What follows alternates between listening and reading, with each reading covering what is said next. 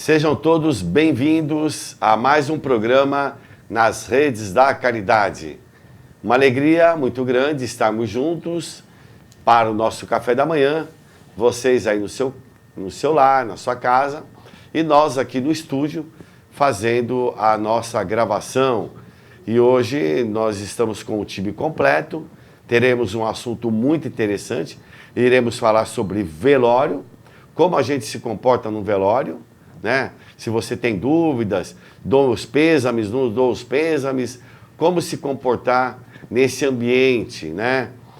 E hoje aqui eu gostaria de apresentar para vocês a nossa bancada. Vamos abrir. Eu tenho aqui ao meu lado o Dr. José Nilson. Dr. José Nilson, bom dia. Bom dia, sejam bem-vindos.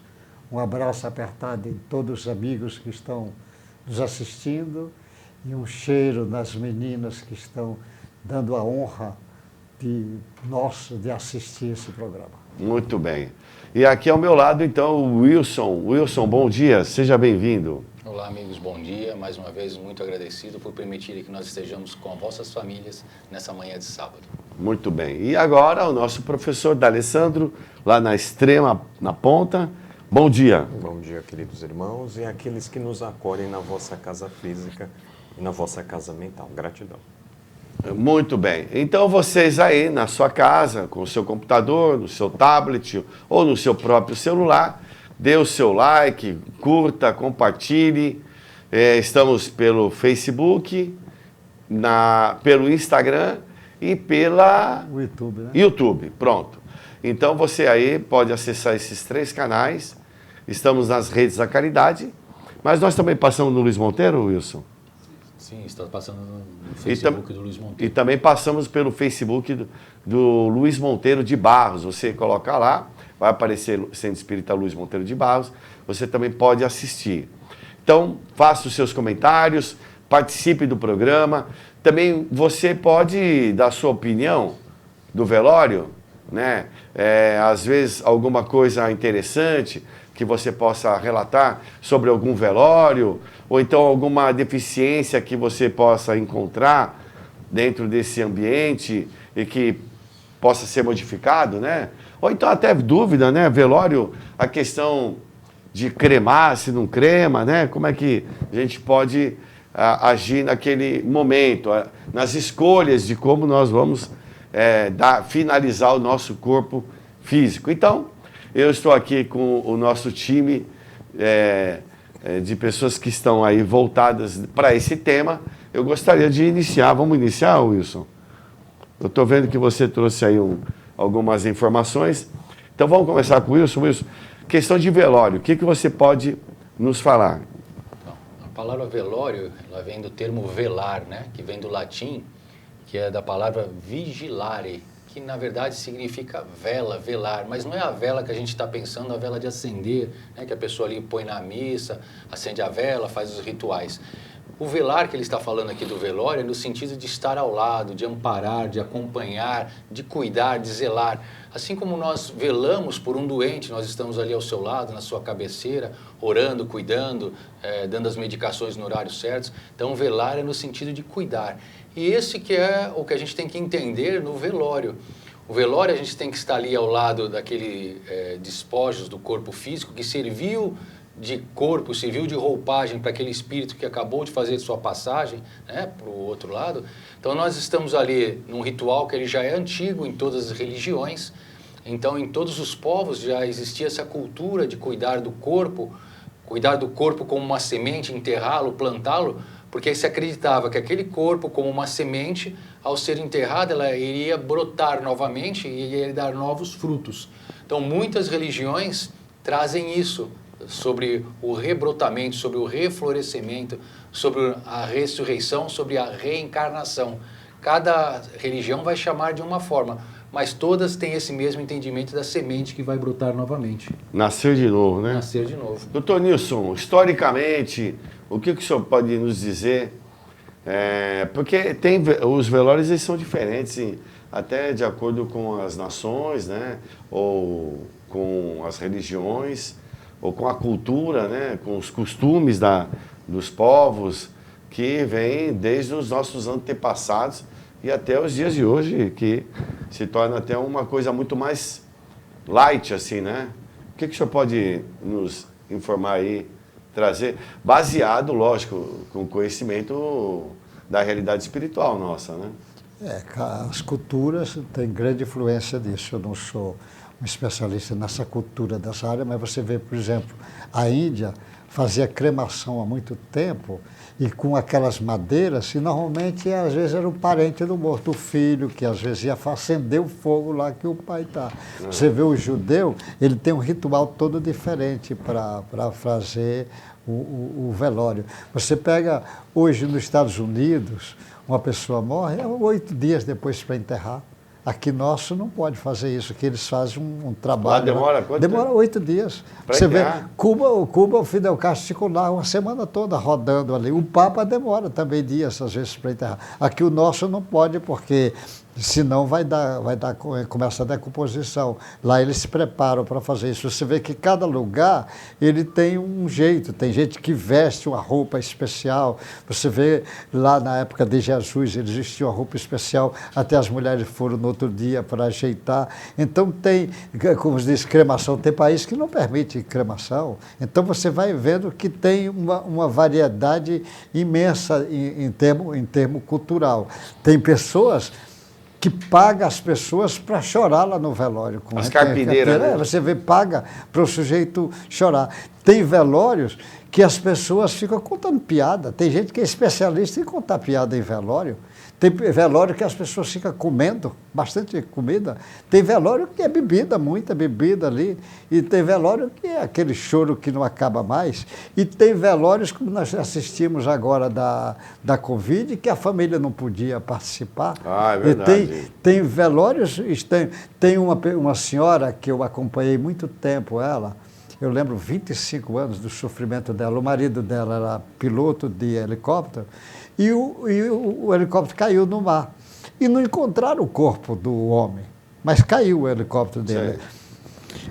Ela era viúva, mas não podia ser viúva porque naquela época, para dar atestado de óbito, tinha que ter o corpo. Não tinha o corpo. Então ela ficou viúva 25 anos, até quando a lei mudou, 25 anos, não podia receber indenização do marido, porque ela não podia pagar, porque não encontrou o corpo, não tinha atestado de óbito, não tinha. Sim. Ela com aquelas 2 crianças, eu lembro das 2 crianças, o sofrimento dessa mulher, quando vivia bem, porque o marido era piloto de uma empresa que pagava, e olha que ela não pôde fazer o velório da família. Às vezes alguém morre numa guerra, você não pode fazer velório. Velório, às vezes, é um momento muito importante ali para tudo. E o Espiritismo tem um olhar todo especial para o velório, porque o Espiritismo, os Espíritos dizem que no estágio evolutivo nosso, a maioria, não estou dizendo todos, mas a maioria, ela vai fazer o desligamento mesmo no momento do velório. O espírito desliga, tem uma separação eletromagnética, separa, mas o cordão dourado e prateado, na maioria das vezes, é cortado ali na hora do velório. Então, na maioria dos casos, o camarada participa. O sujeito participa, ele está assistindo. Imagine, participa e está vendo o amigos dele, às vezes está ali, e às vezes jogando aquele pensamento, esse velhaco era ladrão, não valia nada. Não valia nada. Ou o cara está lá, a mulher assiste, a mulher desencarna, e escuta a amiga dela dizer, esse viúvo está até no jeito aí. E ela diz, poxa, minha amiga já está desejando o viúvo, eu nem fui enterrado. Então tem muitas coisas, pouca gente, o irmão Jacó, que é o Frigner, ele conta que ele foi presidente da Federação Espírita do Brasil, tinha muito conhecimento. Ele conta que no velório dele, na época, ele era rico, então tinha 1000 carros acompanhando o velório. 1000. Dos 1000 carros, só um carro está fazendo prece para ele. Só um dos 1000 carros. E era, cara, presidente da Federação Espírita. Eita. Os caras que estavam lá, a maioria... Estamos lascados, né? Só tinha um fazendo prece para ele. Então, é coisa muito interessante. O Chico tem bastante casos contados. Então, daqui a pouco o senhor conta um caso. Eu vou pedir para o D'Alessandro. D'Alessandro, você aí... eu vejo que você é um cara que gosta muito do Ele do faz umas Frederico anotações. Figner, O né? irmão, E aí eu tenho um livro que ele escreveu, né? Por coincidência, ele está falando do E livro. o D'Alessandro eu gostaria que ele pudesse abordar aí, por favor. Então, o livro é de 1948. E antes, o senhor André Luiz, que ele cita até no livro, ele leu pela última vez o livro do André Luiz em 1946, Obreiros da Vida Eterna. Mas a informação que ele não sabia é de Bezerra.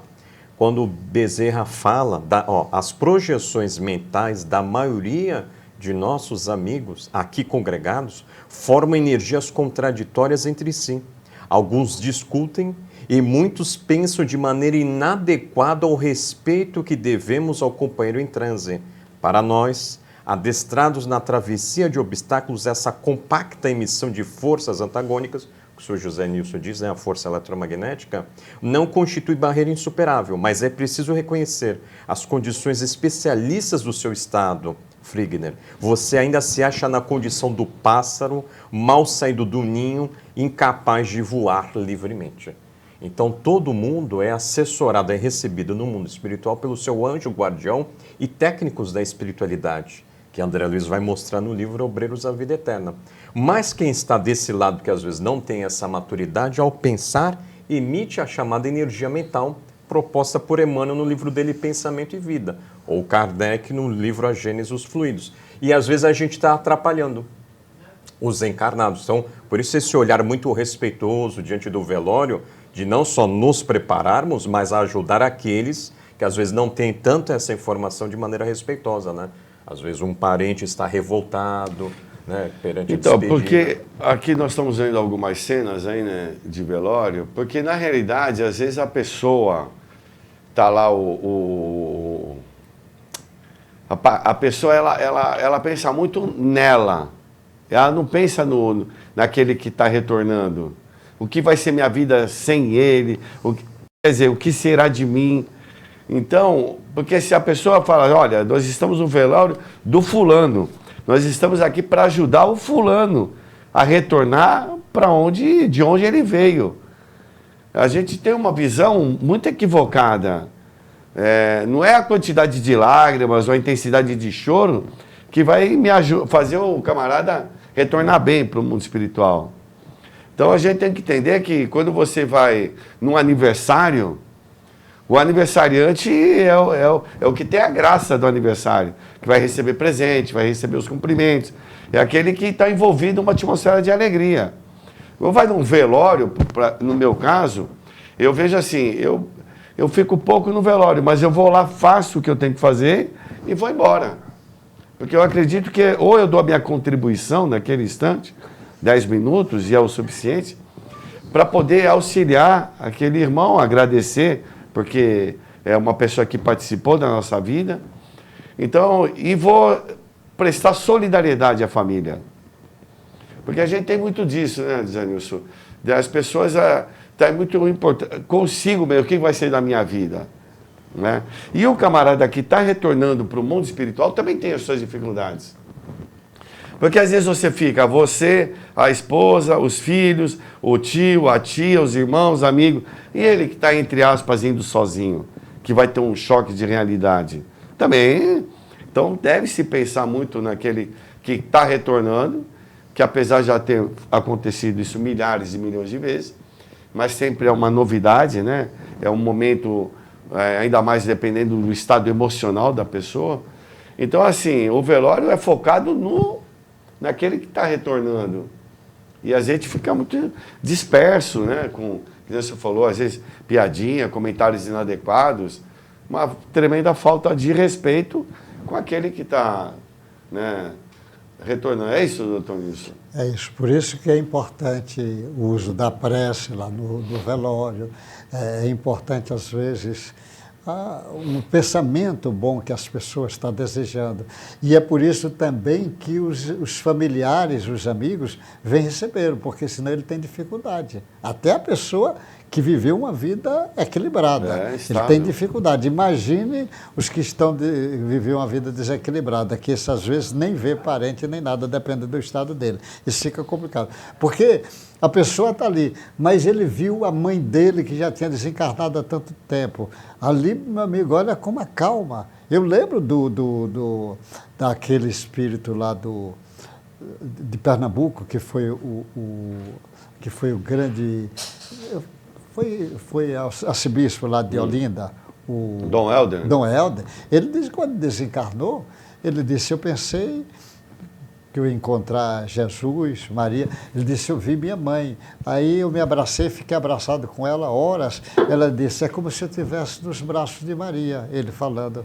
Então você veja, o Dom Helder, que era um homem experiente, um homem bom, contou uma história dessa. A gente, às vezes, agora, tem pessoas que estão bem, e a grande maioria fica atrapalhada ainda naquele momento do velório, porque ele passa aquele período de esquecimento, ele precisa ser ajudado. Você vê que os espíritos falam, às vezes, que eles usam muito esse termo, diz que às vezes vem alguém receber, às vezes joga acima dele mesmo, uma manta, tipo manta fluídica, para evitar os pensamentos das pessoas atingirem. E na maioria das vezes, eles levam, antes de fazer esse cortar o cordão, eles levam para um lugar que aqui tem muita natureza. Ele diz, por exemplo, aqui nessa região, a gente tem uma vantagem, a região, praia, porque a gente, além de ter o mar, a gente tem a Serra do Mar, que é um ambiente muito forte, a coisa da natureza aqui, a Serra do Mar e o mar. Aqui é um ambiente muito forte. Então eles levam para esses lugares. Aí, o sujeito acha que a influência lá da natureza em cima deles, por isso que é importante essas florestinhas. E aí, traz a pessoa da hora para fazer o desligamento. Então a maioria assiste. Você contar um caso, você disse para contar um caso, deixa eu contar um caso que aconteceu conosco. Lá no Centro Espírita Luiz Monteiro de Barros, que ele antes trabalhou em outro centro, trabalhou no Anjo da Guarda, trabalhou em outros centros, mas depois abriu o Centro Luiz Monteiro de Barros e ele foi ajudar lá, que era o Romualdo. O Romualdo foi ajudar, era uma pessoa que ajudava lá nos almoços, na janta, nas coisas dele, no café, e o Romualdo, ele apareceu um câncer bravo, dando um problema, e o câncer dele pegou nos ossos, no ombro, e ele tinha uma dor imensa. E ele mesmo conversando comigo, rapaz, estou com uma dor, mas eu queria trabalhar. Eu digo, vai lá, assim mesmo. Aí o Romualdo falou assim, olha, que surpresa, quando eu estou trabalhando lá na sopa, a dor desaparece. A dor que ele tem no ombro. Ele disse, quando eu volto para casa, a dor volta, mas enquanto eu estou lá na sopa, não tem a dor. Aí o Romualdo desencarnou.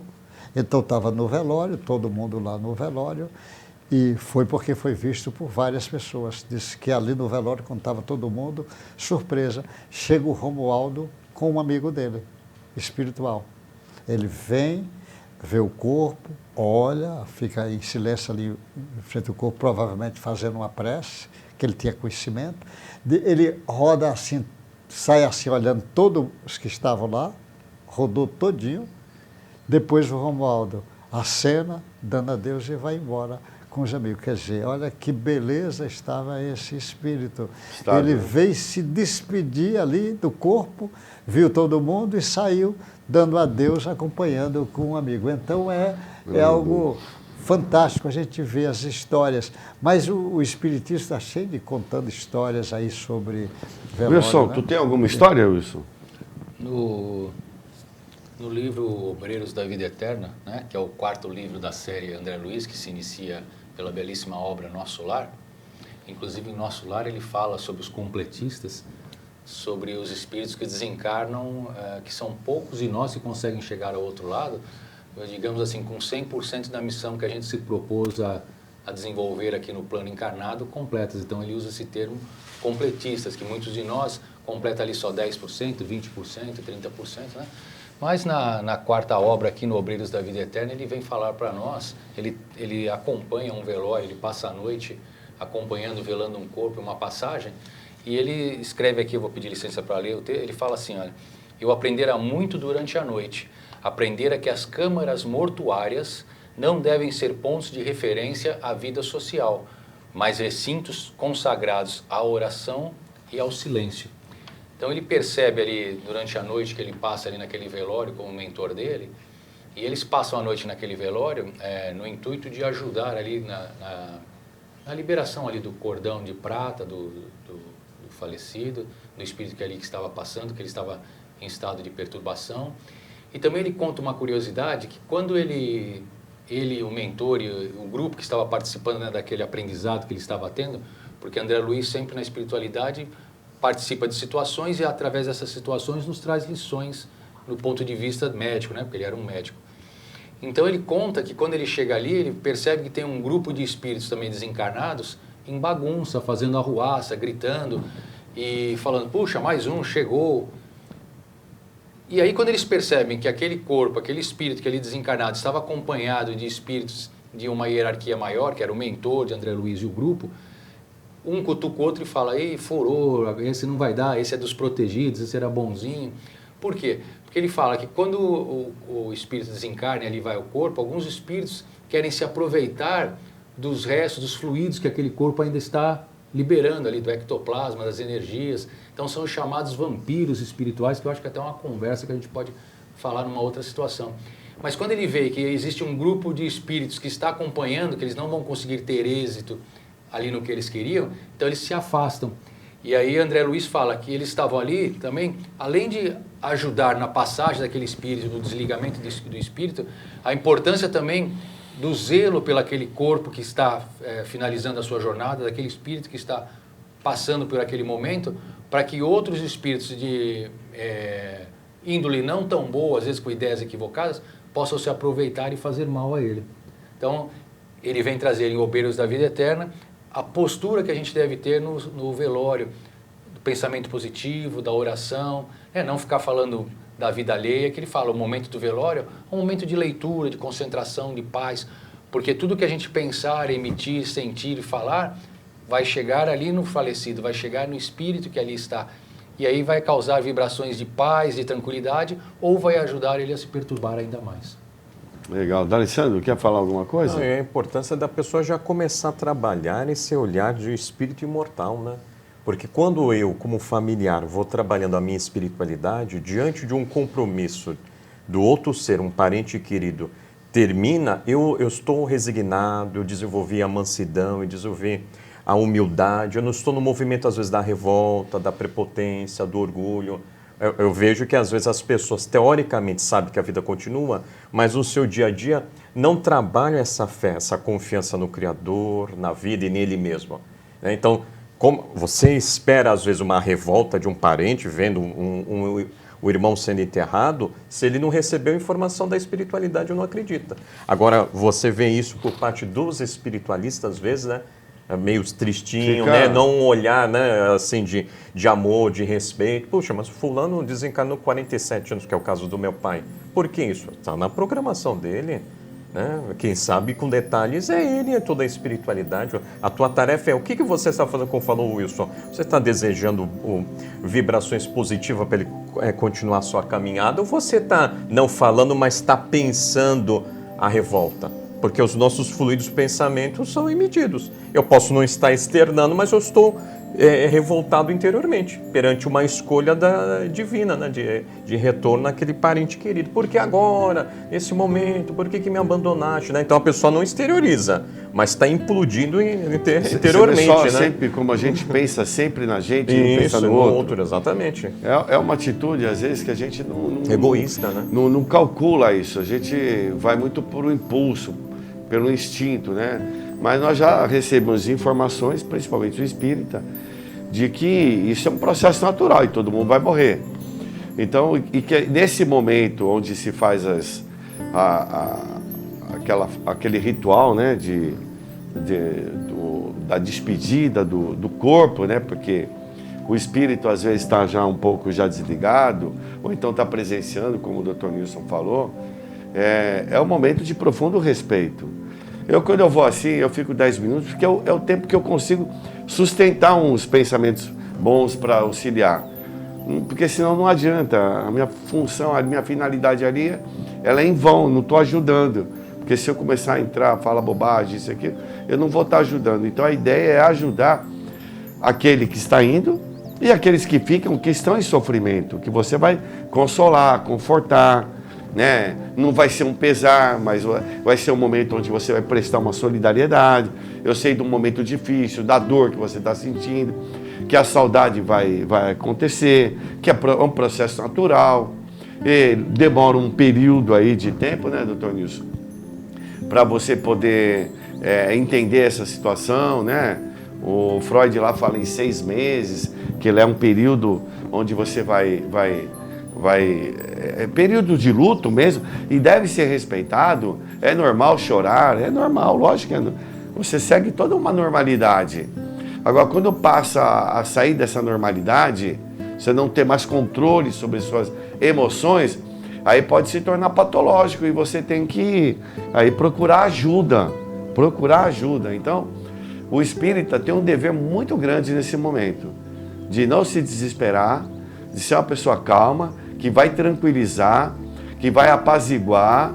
É aquela pessoa que ela sabe como lidar com essa situação, porque ela já vivencia isso, né? Então, nós não podemos alegar desconhecimento. Então, o velório é um momento muito importante, como também o nascimento numa maternidade, né, doutor Nilson?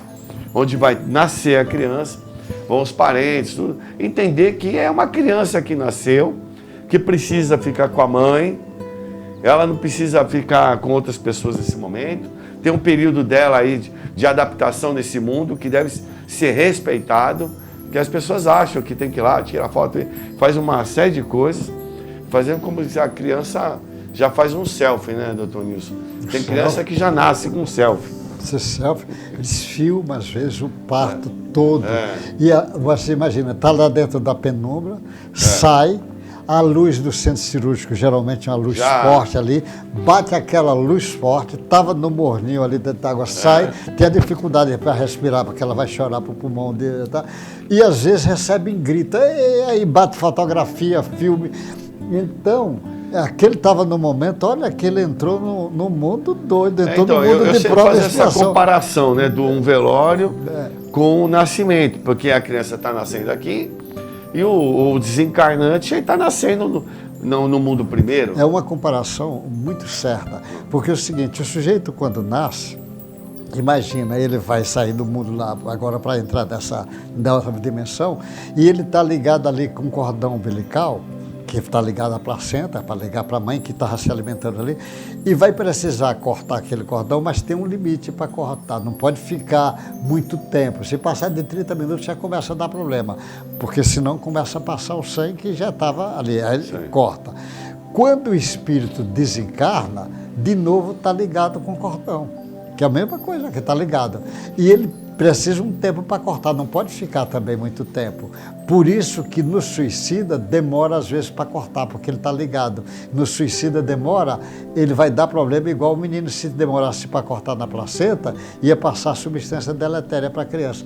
O suicida, a mesma coisa, o espírito aqui vai passar substância deletéria, porque vai entrar em decomposição, imagine lá o espírito. Então, o caminho é muito parecido, o túmulo e o berço, é muito parecido os dois, porque um está entrando nesse mundo aqui, a outra está entrando no mundo 4ª dimensão. Então é diferente, mas tem muita coisa.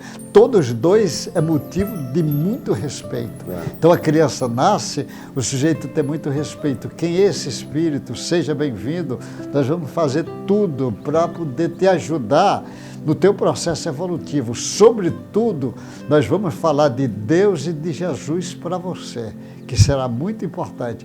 O espírito, quando está desencarnando, o cara diz, olha, você vai entrar no outro mundo. É muito importante o que nós podemos te ajudar aqui a falar de novo de Deus e de Jesus para você. Então você lembre de Deus, lembre que você é filho de Deus que não está abandonado e faça tudo para ir na direção do Cristo, que é uma direção que vai lhe dar paz. Então é muito parecido os dois lados. Bacana. Wilson, quer... Estou lembrando, muitas pessoas só lembram do falecido no dia de finados, né? Tem o nosso dia de finados aí. E o dia de finados é um dia mundial aí em diversas religiões, né? E o dia de finados ele também tem uma tradição histórica, desde os povos da antiga Gália, que hoje é a atual França, né? Onde eles também viam o corpo do morto ali também como algo a renascer. Então eles cultuavam o espírito, não o corpo propriamente, porque o corpo eles sabiam que ia se decompor e ia estragar na terra. Então já se tem historicamente vários relatos de que uma vez por ano eles faziam grandes festas e grandes orgias no lado dos túmulos, que era para homenagear os espíritos que ali ainda estavam, somente dos grandes reis. Inclusive denota de 300 anos antes de Cristo, o rei Mausolo da antiga, acho que é Croácia, se não me engano, quando ele desencarna, a esposa dele, Artemísia, ela manda fazer um grande edifício para colocar os despojos desse rei, que na época ele foi considerado como um grande rei tirânico. E inclusive esse edifício que ela mandou construir é uma das 7 maravilhas do mundo antigo considerada. E daí que vem o nome mausoléu, porque era o rei Mausolo, então construiu um grande edifício, então vem aí o nome mausoléu que a gente usa hoje aí nos nossos cemitérios, né? Quando se constrói algum tipo de estrutura para manter ali os despojos das famílias. Mas no dia dos finados, muitas pessoas só lembram de seus parentes desencarnados no dia de finados. Aí vai lá no cemitério, faz uma oração, põe uma florzinha no túmulo, achando que ali, naquele local, que vai se encontrar com aquele parente que já fez a sua passagem. Quando, na verdade, diariamente, quando a gente faz as nossas orações e lembramos dos bons momentos que nós tivemos com eles, aqueles bons momentos, aquelas eflúvios de luz, os pensamentos de paz, atingem eles. No livro Violetas da Janela, de Patrícia, que é um livro assim para todos nós iniciarmos dentro da doutrina espírita, que ela fala que em determinado momento ela recebe um vaso de flor ao lado da sua cabeceira, que era uma flor que os parentes encarnados endereçaram a ela. Então, se eu quero direcionar a minha avó que faleceu, ou meu pai que já não está mais ao meu lado, por exemplo, e eu quero endereçar alguma coisa para ele, eu sei que o pensamento ele tem poder, ele tem força. Então eu plasmo um bom pensamento, boas atitudes, um sentimento de amor. E se eu quero ofertar, por exemplo, um buquê de rosas para minha avó, eu imagino um lindo buquê de rosas vermelhas e brancas chegando até ela, e com certeza ela vai receber isso através do nosso pensamento e das nossas boas intenções. Então, Dia do Finados existe em todos os lugares do mundo, mas não é só no Dia do Finados que a gente deve se lembrar, né, e orar, rezar pelas pessoas nossas que a gente ama e que já fizeram a passagem. Ao tempo todo a gente pode e deve estar orando, vibrando. Inclusive nas reuniões de desobsessão, os espíritos falam para nós que o bálsamo que é quando eles recebem uma oração. O exemplo aí do que falou do Figner lá, 1000 veículos e só um orando por ele, para ver a percepção que eles têm do outro lado, muito mais sensível que nós aqui, dos pensamentos de amor, de luz, ou pensamentos controversos que chega a cada um desses espíritos, né? Legal. Eu queria, você estava falando para iniciar, olha aqui pessoal, nós temos aqui algumas obras dentro da doutrina espírita. A doutrina é um conjunto de conhecimentos, né? E foi o que os espíritos nos trouxeram. Allan Kardec foi aquele que reuniu todas essas informações, né? É um estudioso, depois vocês podem pegar aí na internet, um homem não só de letras, mas de ciências, né? E aí ele foi editado isso lá em 1857. Então esse foi a primeira obra, o Livro dos Espíritos, né?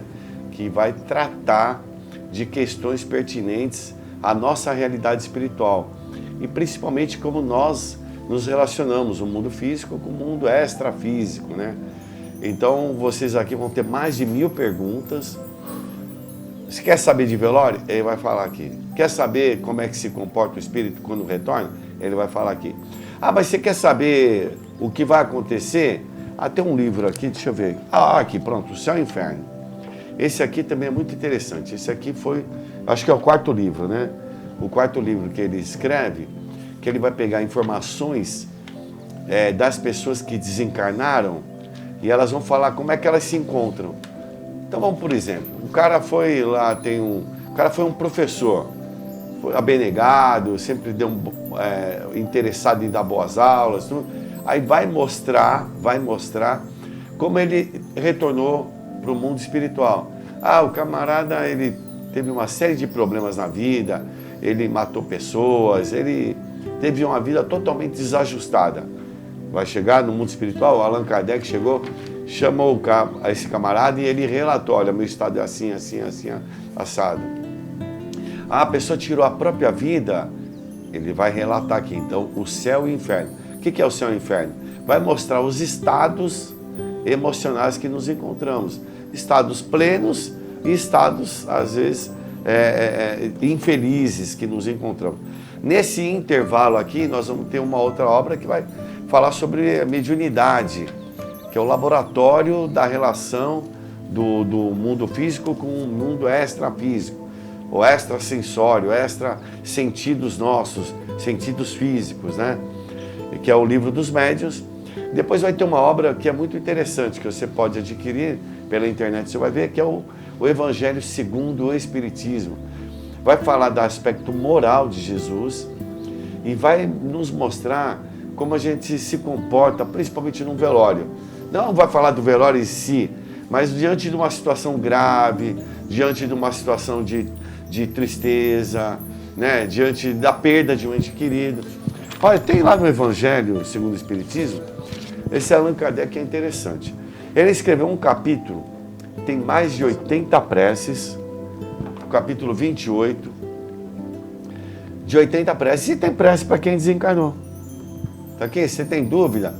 Faz uma coisa, você mesmo espírita aí, que às vezes não tem hábito, leia todas as preces, leia, porque ele faz um prefácio assim, ele mostra para você, por exemplo, prece para um criminoso, e ele vai mostrar ali em relação o que você deve pensar sobre não só o criminoso, mas o crime, porque nós combatemos o crime, não o criminoso.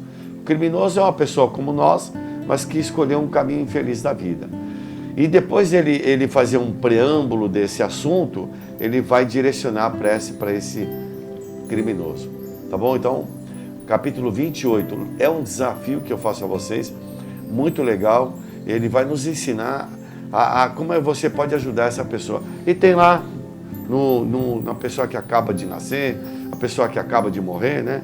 E depois um outro livro que é a Gênese, é o último livro. Então, assim, vale a pena. Quer iniciar, fazer uma formação, aí, uma faculdade, quer começar? Essas obras vão te dar uma condição muito interessante, né? Vale a pena a gente ler para poder entender melhor a nossa relação com o mundo espiritual. Como é que a gente está aí, Wilson? Propaganda da caneca. Propaganda da caneca. Propaganda da caneca. A caneca, ela é uma propaganda intergaláctica, né? Nós estamos fazendo uma campanha aí, precisamos vender caneca para poder estarmos aí no ar e podemos também cobrir as obras sociais do Luiz Monteiro de Barros. Ó, tem 3223-5635. Pessoal, eu vou aproveitar a campanha da caneca, doutor Nilson. O doutor Nilson é o chefe aqui, para poder... Não é o chefe? Não. Então, olha, e falar assim... O âncora é você. Nós tínhamos, quando eu vou fazer palestra lá no Maria Modesto Cravo, e o Francisco Lobo sempre ia nos pegar, né? E o Francisco falava assim, cadê o chefe do bando? De uma forma amigável, uma pessoa muito querida nossa, né? E que a gente até, nós estaremos os 4 lá, nos 50 anos de fundação do Maria Modesto Cravo. Não tenho dúvida nenhuma que o Lobo, ele vai nos pegar lá, desde a balsa, e vai nos levar e vai estar uma pessoa muito alegre, com um discernimento muito grande da doutrina espírita, da vida. Então o Lobo falava que o Zé Nilson era o chefe do bando, e o bando somos nós aqui, né? E ele se incluía no bando numa forma muito alegre aí de tratar os amigos queridos. A gente só pode ter uma liberdade dessa porque a gente tem intimidade. E às vezes a intimidade ela não está aqui no dia a dia porque a gente está cada um cuidando da sua vida. Mas a intimidade espiritual de relacionamento que a gente tem já lá do passado. Então, no dia 23 de maio, já vou fazer a propaganda, 23 de maio, o Evangelho Itinerante, que somos nós 4 aqui, estaremos lá no Maria Modesto Cravo, comemorando 50 anos de fundação. Então, a propaganda da caneca, nós também temos a esteira. Eu vou falar da esteira, Wilson. Eu vou pegar esse momento aqui Liga 3223-5635. Você vai falar com o João Augusto e você vai adquirir um número para concorrer a uma esteira supersônica, né? É uma esteira de outro mundo, que você vai queimar suas calorias e vai se tornar um espírito esbelto aí, tá bom? Então, e vai estar ajudando o Luiz Monteiro também na aquisição de valores para poder continuar com as suas obras. 3223-5635. Não deixe de ajudar com a esteira, né, Wilson? Esteira para exercício. Para fazer exercícios, né? Aquela que corre no mesmo lugar, não é isso? Escutando uma palestrinha, não é isso, Wilson? Então, o Wilson, que aí é o cara que está realizando isso, que a gente sempre está buscando coisas para poder dar o alimento aí para o Luiz Monteiro de Barros. Uma outra campanha que está acontecendo, que é do violão. Não posso deixar de pedir aí violão. Nós estamos precisando de violão. Nós temos muito violeiro e pouco violão. Então, nós estamos precisando de violão. Você que tem aquele violão guardadinho lá, vamos pegar o violão, doa lá no Luiz Monteiro. As crianças vão agradecer de coração. Voltando agora, eu acho que nós já estamos no final. Sabe quanto tempo tem? Produção? Produção? Você quer falar, Alessandro? Achamos. Voltamos para o velório, né? Eu não voltei, achei o que o Sr. José Nilson elucidou. Por favor. Né? Então, ele, de longe, dentro de vários carros, está aqui no capítulo 5, Despedidas. Observei em certo veículo lindos círculos de luz. Ao se aproximar, as pessoas estavam em oração sincera. Ó a palavrinha, sincera. Né? Aí, nele, chegou prece santificante. Tamanho foi o meu contentamento que quase me ajoelhei feliz. Então, quando a gente faz uma prece sincera para aquele irmão, como vocês elucidaram, está renascendo no mundo espiritual, é como se estivesse tomando um banho de energia. Né? Agora, olha a informação do benfeitor Bezerra. Explicou Bezerra que os recém-libertos comumente precisam do socorro espiritual dos entes queridos para se desembaraçarem sem delonga dos liames que ainda os prende à experiência material. Então, olha a nossa responsabilidade, quem fica perante aquele que está partindo. É como se a paz do que parte dependesse da paz dos que ficam. É difícil. Fala isso. Porque você já citou isso. A família fica. E a família fica querendo um consolar a outro, fala, o que será de nós agora sem ele? Mas o que parte está só. E agora, nesse relato aí do livro Voltei, da importância das nossas vibrações positivas para ajudarem na continuidade da vida. Porque o que é a morte? O que é o desencarne? O que é a passagem? Se você for cedo na praia, ali quando o sol está nascendo, amanhecendo, você vê aquele belo foco de luz, aquele sol nascendo no horizonte, aquela luz que começa a iluminar ali a praia. E ao final do dia, quando você fala, eu vou ver o pôr do sol, você olha aquele mesmo sol do lado contrário da praia, né? Você vai ver ali se pondo, aquele sol ali indo embora, mas ele está findando para nós, iniciando a noite, mas do outro lado do mundo, ele está nascendo. E esse é o desencarne e o reencarne. É o espírito que nasce no lado material, desencarna e renasce, volta para a sua pátria verdadeira, que é a pátria espiritual. Então, os espíritos, quando partem para essa sua nova jornada, com essa sua etapa, que é o verdadeiro retorno, eles precisam do nosso auxílio. E muito interessante, uma frase de Joana de Ângeles, no livro Florações Evangélicas, né, psicografia de Divaldo Pereira Franco, a Joana fala assim para nós, diante do corpo de alguém que demandou a pátria espiritual, examina o próprio comportamento, a fim de que não te faças pernicioso, nem resvales pelas frivolidades, que nesse instante devem ser esquecidas. Então olha aqui a mensagem que importante da benfeitora Joana de Ângeles, né? Quando alguém vai para a pátria espiritual, para a gente examinar o nosso comportamento. Porque se a gente não tiver um comportamento, uma postura correta, uma postura digna ali naquele velório, a gente com certeza vai estar atrapalhando essa passagem, porque como já foi dito aqui, na maioria das vezes, aquele espírito ele vai estar ali presente, vai ali estar acompanhando, e são poucos os que têm a condição de já estarem realmente sensitivos e perceptíveis a tudo que está acontecendo. A maior parte de nós, ao desencarnar, não temos uma evolução que a gente vai poder ali estar completamente pronto, participando e entendendo aquilo daquela passagem. Muitos de nós vamos passar por esse momento achando que a gente foi transferido de hospital. Quantos que acordam na espiritualidade e perguntam onde estão, que hospital é esse que estou, até tomar o conhecimento dessa passagem. Então, aí, mais uma vez, a benfeitora, a importância da nossa postura no velório. Legal, muito bem. Olha, é um assunto assim que nós poderíamos falar durante muito tempo, né? Porque a gente também tem as nossas experiências, né? Nos nossos velórios da vida, pai, mãe, filho, que nós frequentamos aí, né, esses velórios, e poderíamos falar bastante tempo, mas a doutrina espírita nos oferece isso, né? Então eu gostaria que cada um aqui, para encerrar, nós já estamos no finalzinho, cada um fale alguma coisa do coração em relação a velório, o que a gente pode falar, principalmente para aqueles que estão passando essa situação, né? Quer começar, Dalissa? Pode ser. Então, primeiro eu agradeço o carinho de aqueles que nos acolheram na vossa casa física e principalmente na vossa casa mental. E lembremos da passagem do Evangelho quando Marta e Maria vêm buscar Jesus, né? Lázaro, na visão delas, estava ali morto, mas Maria dá a demonstração de resignação, de mansidão, de humildade, aceitando a situação. Marta desesperada. Então que a gente possa ter esse olhar perante a nós mesmos, diante do velório de um parente ou de um amigo querido, de jornada evolutiva. Eu estou tendo essa visão já madura, resignada de Maria, ou ainda estou no meu silêncio interior, no movimento de revolta, de soberba diante das leis divinas. Que possamos sempre ter a paz do Cristo em nossas ações. Muito bem. Wilson, quer fazer as considerações finais? A única certeza que nós temos é que nós vamos desencarnar, né? A gente sabe que tem duas coisas certas, é o nascimento e a morte, né? Voltar para o mundo físico e voltar para o plano espiritual.